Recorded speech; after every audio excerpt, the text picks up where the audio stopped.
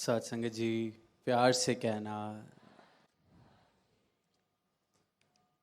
आज यहाँ पहाड़गंज में इस सत्संग भवन के इस प्रांगण में ये जो अवसर दास को प्राप्त हो रहा है सत्संग करने का, तो जिस तरह से आज कई बार जिक्र भी हुआ कि मिशन के इतिहास में या मिशन के लिए स्थान का कितना महत्व, एक कितनी इसके साथ जुड़ी ऐसी अनेकों दृश्य, अनेक बातें, अनेक किस्से। और दास का मानना है कि जिनको भी ये सौभाग्य प्राप्त हुआ कि वो महापुरुषों के घरों में जिनको जन्म मिला, जिनके घर के बड़े बुजुर्ग शहंशाह जी के समय से इस मिशन का एक हिस्सा बने, तो उन्होंने अक्सर घर पर पहाड़गंज की किस्से, पहाड़गंज की बातें कि किस तरह पहाड़गंज भवन पर रोज़ सुबह सत्संग जाना, कैसे कैसे शहंशाह जी से आशीर्वाद मिलने, किस तरह एक एक संत को, एक एक महापुरुष को खुद उन्होंने इस गुरमत के रंग में रंगा। और आज फिर इसी स्थान पर ये रूप भी आज जो बन रहा है, तो दास को भी वही बात ध्यान में आ रही है कि नींव का जिस तरह से जिक्र हुआ कि नींव जो रखी गई है वो इतने ध्यान से, इतने प्यार से, इतनी मजबूती वाली, और सदगुरु ने खुद और फिर अनेकों ऐसे महापुरुष भी जिन्होंने जैसा जैसा सदगुरु ने आदेश दिया या चाहा वैसा जीवन जिया। और आज ये परिवार का विस्तार हम देख रहे हैं कि एक से बढ़कर एक कैसे इस मानवता के परिवार ने एक फैमिली, जो बाबा हरदेव सिंह जी जिस रूप में सजा के गए इस परिवार को, और यही चाहत कि ये सारा ही संसार एक परिवार की तरह जी सके, रह सके। और यही फिर उत्तरदायित्व हर एक संत का, हर एक महापुरुष का बन जाता है कि वो पॉसिबल भी तभी हो सकता है जब हम अपने घर में गुरु की शिक्षाओं को अपना लें। हम अपने घर में जब प्रेम, प्यार, सत्कार वाली भावनाओं को बसा लेंगे तो हमारे पड़ोस में भी वो बस जाती हैं, हमारे आचरण में भी वो सहज स्वभाव आ जाती हैं। अभी किस तरह, कितने उत्साह के साथ वो बुज़ुर्ग बता रहे कि 5 महापुरुष, 6 महापुरुषों के साथ ये जो शुरुआत हुई, और किसी को किसी बंधन में नहीं बांधा गया कि ये छोड़ दो, ये मत करो, वो मत करो। किसी से ये नहीं कहा गया कि फलाने काम करने छोड़ दो। जैसे वो कितने उत्साह से बता रहे थे कि किसी के आगे कंडीशंस नहीं लगाई गई, शर्तें नहीं रखी गई कि साफ़ सुथरे होके आओगे तभी तुम्हें यहाँ बुलाया जाएगा। जो साफ़ सुथरा हो गया उसको साफ़ करने की ज़रूरत ही नहीं है, उसको धोबी की ज़रूरत ही नहीं है जो साफ़ कपड़ा है। सदगुरु में और या फिर किसी और में अंतर यही, मैले कपड़े धोने का बीड़ा जो है वो सदगुरु ने उठाया है। जिसका जीवन अभी मैला है, जिसके जीवन में सिर्फ और सिर्फ कीचड़ है, उस जीवन में कमल सदगुरु खिलाते हैं। जहाँ कमल खिले हुए हैं वहाँ पर तो कोई भी कह के प्यार दे सकता है, कोई भी अपना सकता है, कोई भी जा जाकर उसकी सिफतें कर सकता है। पर जहाँ सिर्फ कीचड़ ही कीचड़ हो, और वहाँ एक नहीं, 2 नहीं, हजारों लाखों परिवार कमल के भांति खिल रहे हैं, महक रहे हैं।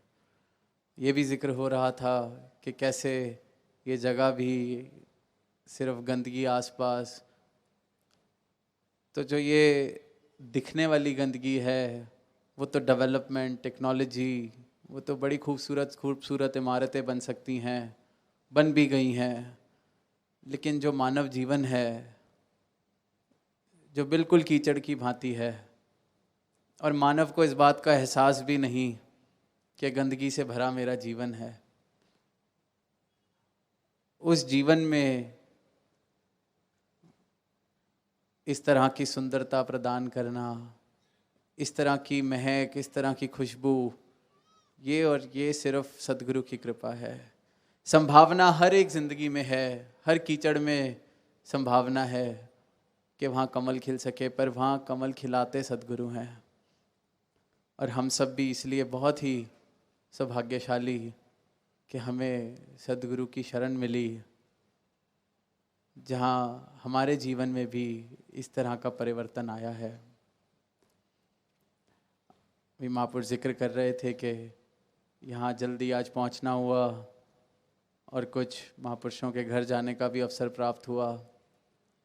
तो एक घर से जब वापस दूसरे घर की तरफ जा रहे थे तो साथ चलते महापुरुषों ने बोला कि वो पिछला घर जिधर गए वो दास को लगा कि दूसरी तीसरी मंजिल पर है, इसलिए दास भी हिम्मत करके सीढ़ियाँ चढ़ गया, पर वो घर तो 5वीं मंजिल पे था, पर जहाँ 2 मंजिल चढ़ ली तो वहाँ 5वीं भी फिर चढ़ ही गया दास। तो दास को भी एक कहानी जो हाल ही में मौका मिला था वहाँ भी साझी की थी कि किस प्रकार एक बारी गौतम बुद्ध जी के साथ उनके कुछ शिष्य किसी गांव में जा रहे थे और किसी के घर उन्होंने पहुंचना था विश्राम करने के लिए, रात बिताने के लिए, भोजन भी वहीं प्राप्त करना था। तो वो जा रहे थे तो रास्ते में सबके मन में आया कि सुबह से सफ़र कर रहे हैं, पूछ लिया जाए कि और कितना रास्ता रह गया है, कितनी दूर वो गांव रह गया है। तो एक इंसान उनको दिखा तो उन्होंने पूछा कि हमने इस गांव में इस घर पर जाना है और कितनी दूर जाना है, कितनी दूर है ये घर। तो उसने कहा कि 1-1.5 मील का रास्ता है, आप जाइए, आप पहुंच जाएंगे। तो वो आगे चल पड़ते हैं, सब पूरे जो शिष्यगण साथ चल रहा था सबको उत्साह आता है, चलो अब पहुंचने वाले हैं। 1-1.5 मील जब लगता है सफ़र कर लिया, लेकिन कोई गांव, कोई घर दिखता नज़र नहीं आता। तो मनों में दोबारा बात आती है कि हमें लग तो रहा है 1-1.5 मील हो गया है, चलो किसी और से दोबारा पूछ लिया जाए। फिर कोई जब रास्ते में आता है वो कहता है बस 1.5-2 मील और। फिर वो चल पड़ते हैं। बीच में 1-2 शिष्य इस तरह से महसूस करने लगते हैं कि शायद पहुंच नहीं पाएंगे, यहीं रुक जाना ठीक है। फिर कोई और रास्ते में आ जाता है, वो भी 1-1.5 मील करके लगभग 20-25 मील और चल पड़ते हैं। तो आखिर में एक शिष्य बीच में से थोड़ा सा नाराज़ होकर कहने लगता है भगवान बुद्ध को कि बस बहुत हुआ, ऐसे गांव में जाकर भी क्या करना है जहाँ सिर्फ झूठे रहते हैं, जहाँ सिर्फ और सिर्फ धोखा दिया जा रहा है। ऐसे गांव में जाकर करेंगे भी क्या, 20 मील चला दिया है 1-1 मील कह के।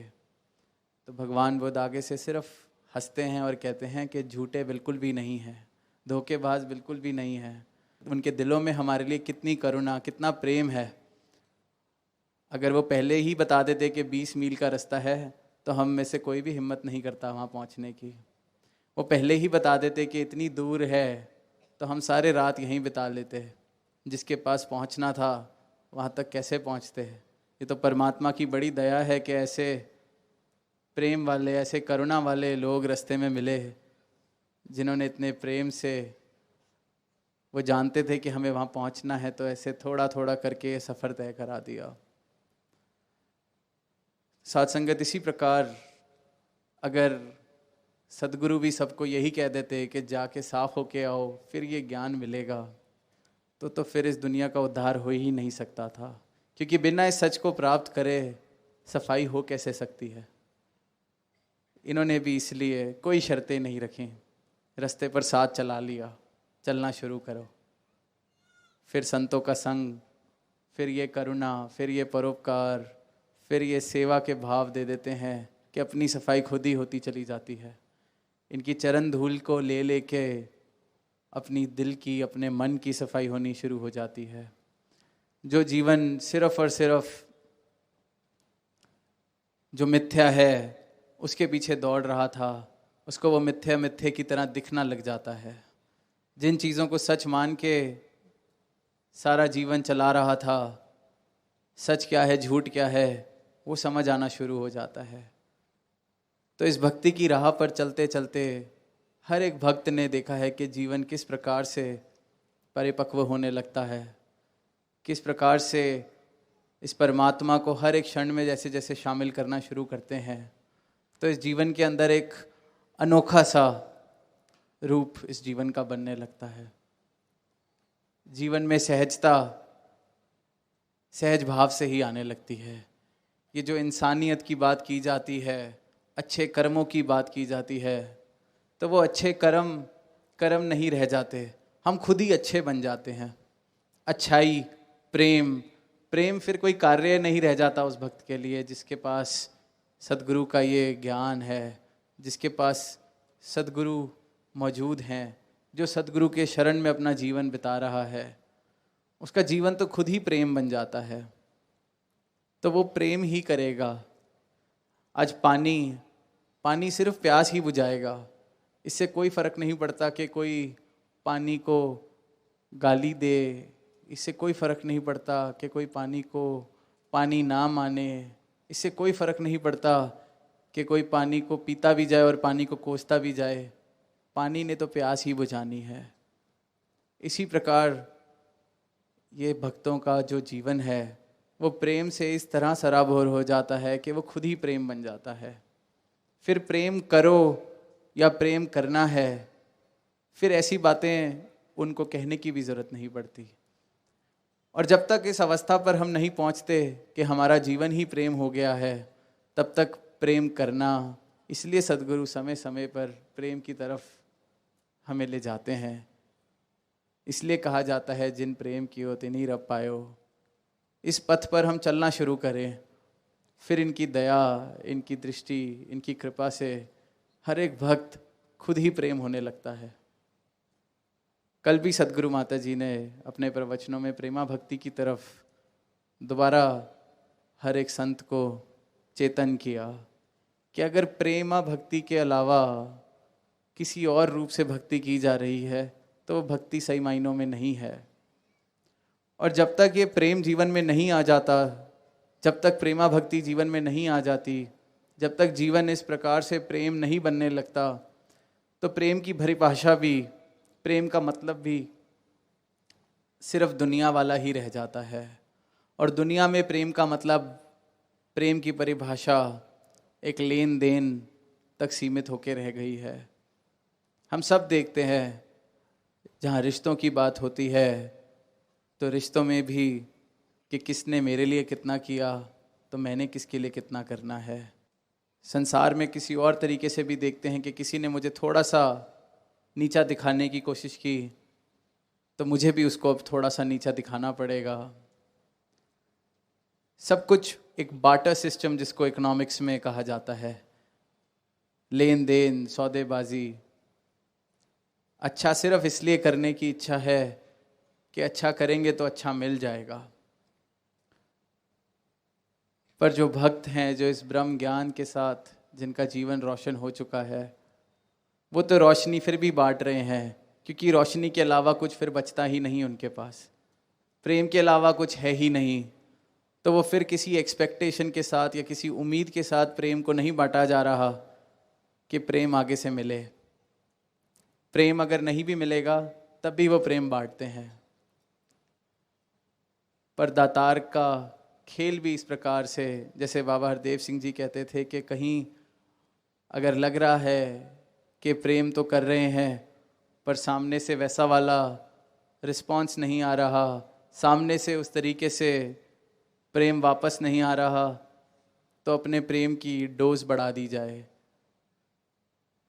तो सद्गुरु ने तो हमेशा प्रेम की राह, प्रेम का रास्ता किसी प्रकार से गैर वाली भावना कि कोई बेगाना है या कोई हमसे अलग है, किसी प्रकार से कोई रंजिश वाली भावना कि हमें रंजिश रखनी है, सद्गुरु ने किसी भी युग में हमेशा इस प्रकार की भावनाओं को दूर ही किया है। जिन भावनाओं से जीवन चल रहा है इंसान का, सिर्फ और सिर्फ कारण ढूंढ रहा है खुद को श्रेष्ठ मानने का, दिखाने का, जताने का। और अगर कोई साझेदारी भी है तो वो सिर्फ इसलिए कि कुछ मिलकर हम प्राप्त कर सकते हैं, इसलिए साझेदारी है। कहीं दोस्ती है तो इसलिए क्योंकि इससे मुझे कोई फ़ायदा हो जाएगा, और वरना एक इनसिक्योरिटी, आजकल बहुत ही एक रिश्तों में इनसिक्योरिटी के बारे में बहुत जिक्र होता है कि हमेशा यही लगता रहता है कि शायद सामने वाला मुझे प्यार नहीं करता, शायद मेरे रिश्ते में सिर्फ मैं ही सब कुछ कर रहा हूँ। वो सिर्फ और सिर्फ इसलिए है क्योंकि एक्सपेक्टेशन, उम्मीद इतनी ज़्यादा कि कुछ मेरे हिसाब से नहीं होता तो मुझे ऐसे लगने लगता है कि अब जीवन जीने का तो कोई फ़ायदा ही नहीं रहा, क्योंकि मैंने हर एक ऐसी रिवॉर्ड सिस्टम अपने लिए बना रखे हैं कि ये अगर मिलेगा तभी सब कुछ ठीक है। और इंसान की दौड़ सिर्फ और सिर्फ उपलब्धियों तक, जो दिख रहा है उस तक। सब कहते हैं कि ये जीवन कुछ वर्षों का, कुछ सालों का, इसमें कर्ता भाव की कोई आवश्यकता नहीं। ये बोलते भी हैं, कहते भी हैं, पर खुद को कर्ता मान के भी जीवन जीते रहते हैं। कर्तापन छूटता नहीं। खुद कहते भी हैं कि जिसी पल ये जीवन प्राप्त हुआ उसी पल से मौत भी शुरू हो गई। खुद कहते हैं कि एक एक सांस जो हम ले रहे हैं, ये जीवन जो चल रहा है, ये जीवन चलने का सबूत नहीं, मौत के आने का भी सबूत है। खुद ये कहते हैं, फिर भी जीवन जिया ऐसे जाता है कि शायद हमेशा के लिए रहना है यहाँ पर। फिर भी इस प्रकार से अपना एक वर्चस्व जिस तरह से हम चाहते हैं कि जहाँ से जहाँ तक फैला लें, मालूम सब है, पर जीवन जिया इस प्रकार जाता है जैसे इस बात से बिल्कुल बेखबर। और ये सारे ही मानवता का, इंसान का यही हाल है, क्योंकि कहीं ना कहीं जितना विस्तार देखने को मिलता है सामाजिक तौर पर, उतने ही रूपों में, उतने ही मल्टीपल फेसेस में मल्टीपल ऑप्शंस और बन गए हैं अपनी वैल्यू खुद लगाने का, कि मुझे इस चीज़ की प्राप्ति हो जाएगी तो मेरा जीवन का ये मूल्य हो जाएगा। पहले अगर सिर्फ घर तक एक घर प्राप्त कर लिया, अच्छी शादी हो गई, बच्चे हो गए, सिर्फ इन तक था, तो अब साथ साथ और चीज़ें और अनेकों रूप ले लिए माया ने, पर मनोभाव वही है कि जीवन जो है उसकी कदर, उसकी वैल्यू सिर्फ और सिर्फ जो मैंने हासिल कर लिया है उसके साथ है। और वो हासिल भी इंसान करता ही जाता है। हासिल करने के बाद भी उसको लगता है कि कुछ खास फ़र्क तो जीवन में आया नहीं, शायद अब कुछ और हासिल करने से वो आ जाएगा। ये सबकी ये कहानी है। एक छोटी सी उम्र से चाहे स्कूल में होते हैं तो शायद तब इतनी ही एक एस्पिरेशन होती है, इतनी ही महत्वाकांक्षा होती है कि इस एग्ज़ाम में मेरे पूरे नंबर आ जाएं। पूरे नंबर अगर आ जाते हैं तो उसको प्राप्त करने के बाद एक दो दिन बाद लगता है कि कुछ खास फ़र्क जीवन में तो आया नहीं। फिर उसके बाद मुझे कोई अच्छा कॉलेज, जो मुझे टारगेट है मेरा, बेस्ट कॉलेज मिल जाए। जब तक नहीं मिलता तब तक लगता है कि सारा जीवन उसको प्राप्त करने के बाद सुधर जाएगा, अच्छा हो जाएगा, सब कुछ अच्छा लगने लगेगा। वो प्राप्त हो जाता है, वहाँ पहुंचकर कुछ समय बाद लगने लगता है कि जीवन तो वैसा का वैसा ही।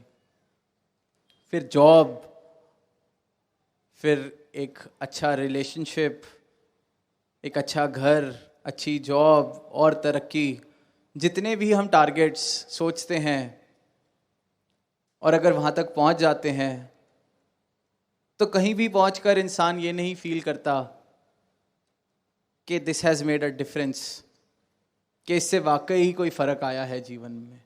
ये हर एक इंसान की कहानी है। तो वहीं वो एक शायर की जो पंक्तियां हैं कि हस्ती अपनी हबाब की सी है, ये नुमाइश शराब की सी है।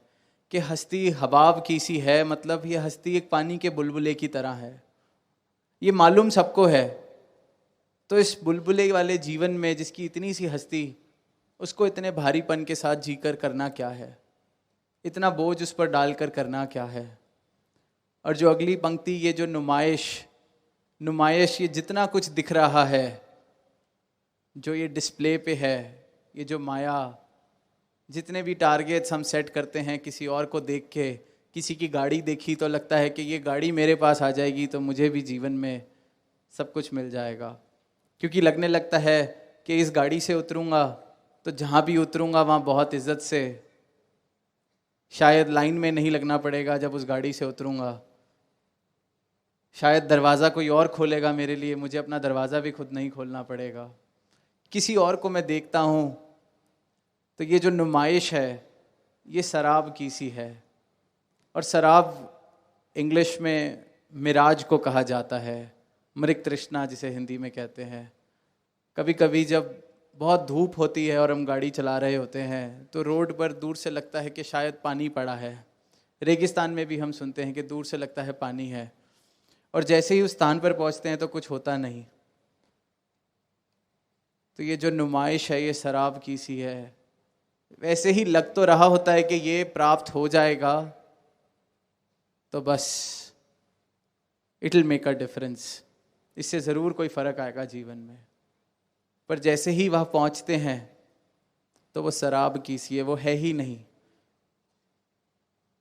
क्योंकि जिस चीज़ को वो चाहिए, जो मन जिसने मुझे उस चीज़ के लिए व्याकुल किया, जिसके अंदर ये इच्छा रही कि ये मुझे मिल जाए, जिसने वो कारण मुझे दिए, अक्सर कभी कभी अपने मन को भी समझाते हैं कि क्या फ़ायदा, तो फ़ायदा भी खुद वो मन अपने आप बताने लगता है कि देखो इससे ऐसा होगा, इससे वैसा होगा।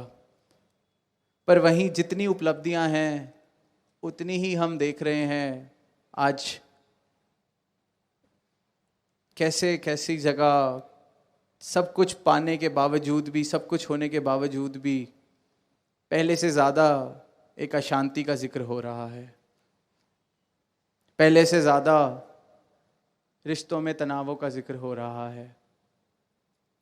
सबको लगा था कि इतना कुछ जहाँ है वहाँ तो सब कुछ बहुत अच्छे से चलता होगा, इतना सब कुछ हो जाएगा तो आज की जो परेशानी है वो ठीक हो जाएगी। आज अगर मेरे रिश्ते में कड़वाहट है वो इसलिए है क्योंकि घर पर शायद आमदनी कम है। आज अगर मैं हंस के बात नहीं कर रहा घर पर तो शायद इसलिए क्योंकि अभी मैं वहाँ पहुँचा नहीं हूँ अपने जीवन में जहाँ मैं पहुँचना चाहता हूँ। पर जो बात समझने वाली है वो ये है कि जिस जीवन की मैं बात कर रहा हूँ और जहाँ पहुँचने की मैं बात कर रहा हूँ, वहाँ मैं अगर पहुँच भी गया तो मैं तो वैसे का वैसा ही रहूँगा ना। मुझ में क्या बदलाव आया, मन तो मेरा वही है, मैं भी वही हूँ। फिर मैं कोई और कारण ढूंढ लूँगा ना हंसने का, फिर मैं कोई और गोल सेट कर लूँगा, फिर रिश्ते में कड़वाहट किसी और वजह से बन जाएगी। तो वहीं फिर ये सदगुरु की शिक्षा, सदगुरु की कृपा, ये ब्रह्म ज्ञान कि इस सत्य को इस मिथ्या से अलग करके जान लो, इस उपलब्धियों को, इन सारी जो भी ये जो टारगेट्स हैं, गोल सेटिंग्स हैं, जितने भी एस्पिरेशंस हैं, ये सब मुबारक है। But know the difference between what is true and what is not. एक बारी फर्क जान लो, सच क्या है और क्या नहीं है। उसके बाद भी अगर आपको उस मिथ्या को इतना चाहना है, उस मिथ्या के साथ इतनी प्रीत लगानी है, तो फिर आपका अपना चुनाव हो सकता है। पर एक बारी जान लो, सदगुरु सिर्फ और सिर्फ इस सत्य से परिचित करते हैं इंसान को। और इस सत्य से जो परिचित हो जाता है उसके जीवन में सत्य ना रहे ऐसा नहीं हो सकता। दास ने पिछले दिनों में भी ये बात कही कि जो पानी पी ले और उसकी प्यास ना बुझे ऐसा नहीं हो सकता। तो अगर लग रहा है कि मैं सत्संग भी आ रहा हूँ, सिमरन भी कर रहा हूँ, सेवा भी कर रहा हूँ, पर फिर भी वो प्रेम वाली भावना शायद अभी कहीं कम है, वो भाव अभी कहीं कम है, कर्म में अभी मेरे वो वाली शायद बात नहीं आई जो मेरे बोलों में है, या जो मैं कान में तो सुन रहा हूँ पर वो हृदय में या कर्म में नहीं आई, तो इसका मतलब यही है कि अभी वो पानी पिया नहीं। शहनशाह जी ने जो लिखा है अवतार वाणी में कि इस अमृत नू रज रज पियो, तो इसको रज रज पीते जाना है।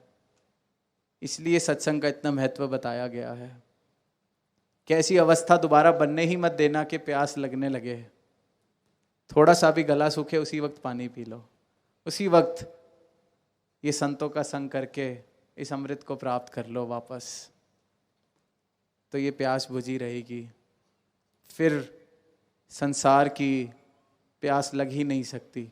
जिसने इस अमृत को प्राप्त कर लिया उसे फिर सिर्फ अमृत ही चाहिए, फिर सादे पानी से उसको क्या लेना देना।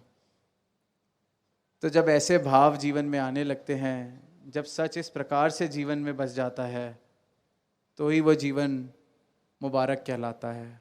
तभी वो जीवन फिर उन ऊंचाइयों को प्राप्त करता है जिन ऊंचाइयों को प्राप्त करने की संभावना ये जीवन लेके आया था।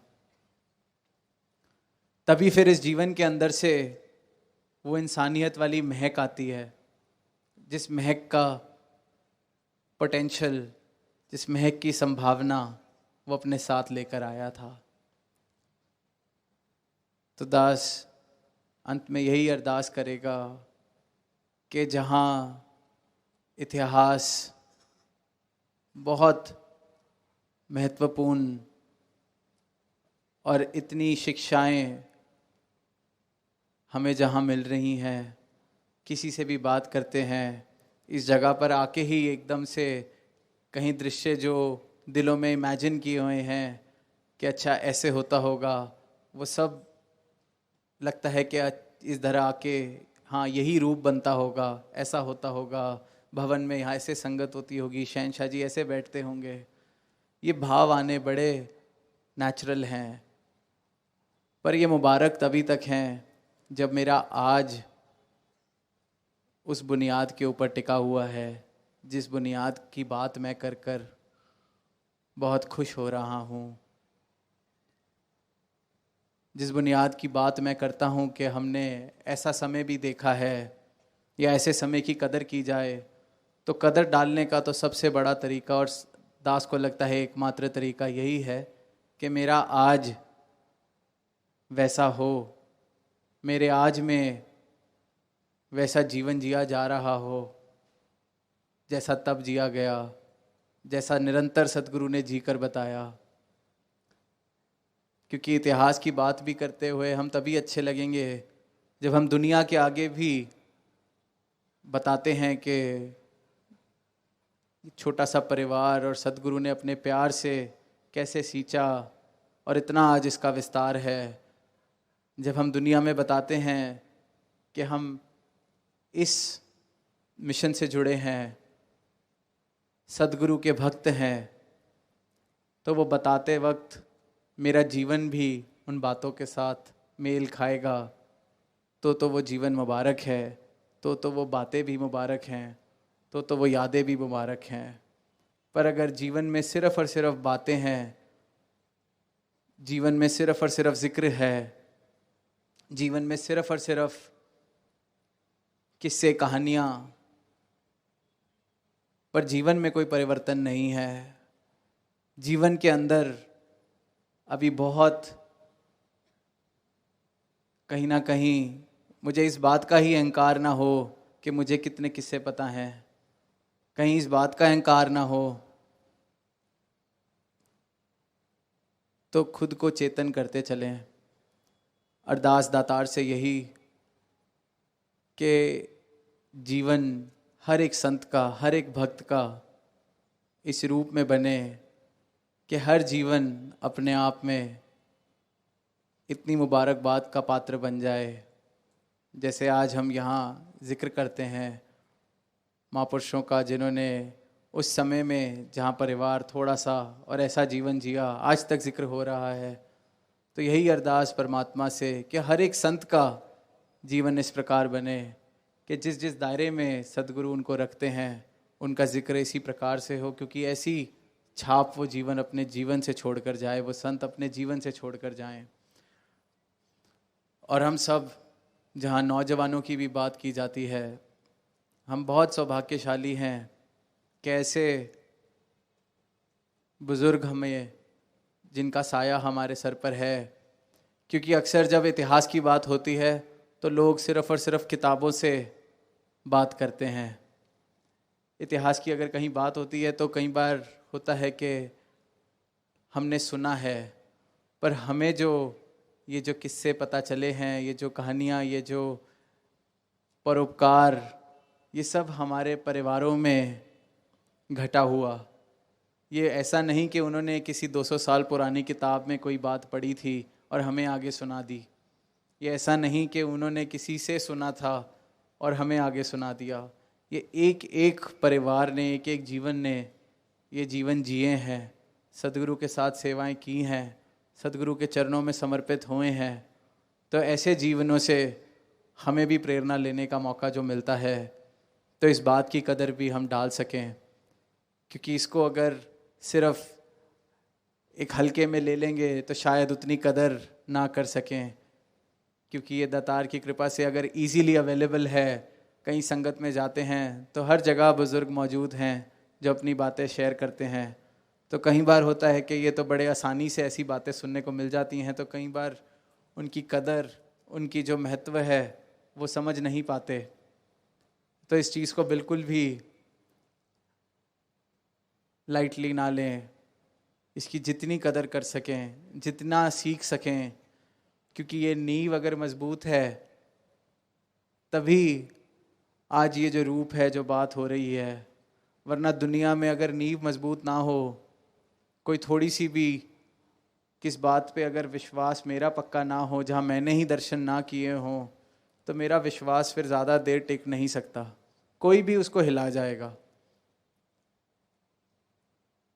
तो इसी प्रकार से अगर कहीं भी लग रहा है कि मजबूती की कमी है जीवन में, तो ये जो महापुरुष हमें मिले हैं दातार की कृपा से, सदगुरु की कृपा से, हमारे निकट, जिन्होंने ताउम्र और पूरी उम्रें 50-50 साल, 60-60 साल, 70-70 साल और आज भी वैसे ही समर्पित होकर अपने जीवन जी रहे हैं, तो हम अपनी जीवन की इस नींव को मजबूती उनके आशीर्वाद से, उनके जीवन को देखते हुए, उनसे सीखते हुए ले पाएं। तो इन्हीं शब्दों से दास इजाज़त लेना चाहेगा। साथ संगत जी प्यार से कहना, धन्यवाद।